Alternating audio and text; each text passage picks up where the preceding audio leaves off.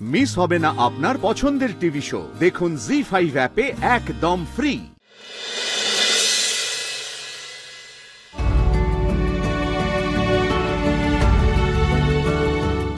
জানতাম তুই ঠিক পারবি। আমার মেয়ে একদিন নির্দোষ প্রমাণ হবে। আমার মেয়ে পারবে না এমন কিছু আছে নাকি?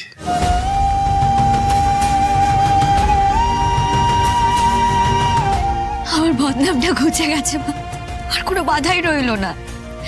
এখন ওই থানা থেকে ক্লিয়ারেন্স লেটারটাও পেয়ে যাবো, সমস্যার সমাধান হয়ে গেছে। তুই বদনাম কেন বলছিস বলতো? আমার মেয়েকে কি আমি চিনি না নাকি? তোকে বদনাম দেবে এমন সাহস কার আছে শুনি?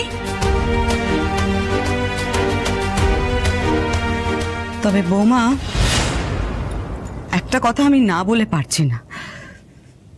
তোমার ভাই রনি যে এত নিচে নামতে পারে আমি সত্যি ভাবতে পারিনি।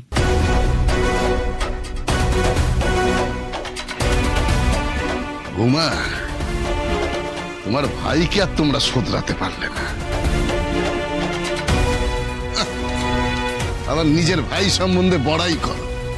এরপরে কোন মুখ নিয়ে আমাদের আত্মীয় স্বজনের সামনে গিয়ে দাঁড়াবে তুমি? আমরাই বা তার কি জবাবদিহি করবো? বাবা, বৌদিকে আর কিছু বলো না। বৌদি নিজেও কষ্ট পাচ্ছে, আর আমার যা বলার আমি সবটাই বলেছি। এবার যে দোষী সে শাস্তি পাবে।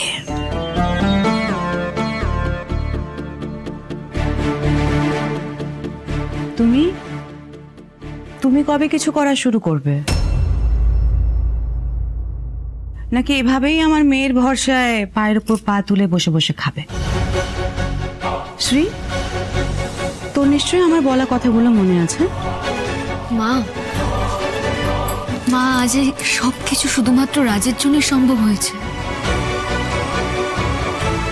আজ রাজ আমার পাশে প্রকৃত স্বামীর মতো দাঁড়িয়েছিল বলেই এই কেসটার আমি সমাধান করতে পেরেছি। মা,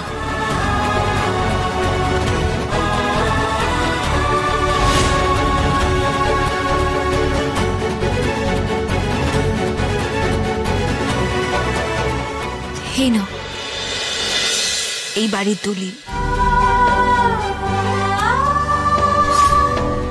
এখন থেকে এটা তোমাদের কাছেই থাকবে।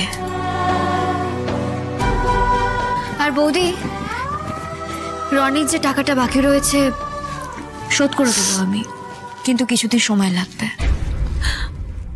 আমি জানি শ্রী, তোমার উপর আমার এইটুকু বিশ্বাস আছে। আমি কিন্তু এখনো দেখতে চাই রাজ, তুমি আমার মেয়ের যোগ্য কিনা। তুমি এই পরীক্ষায় পাশ করো না ফেল, সেটা দেখার অপেক্ষায় রইলাম। আমি কথা দিচ্ছি, এই পরীক্ষায় আমি পাশ করবই মা। আগে নিজের কিছু করা শুরু করো, তারপর না হয় মা বলে ডাকবে। জি5 ডাউনলোড করুন আর সব এপিসোড দেখুন একদম ফ্রি।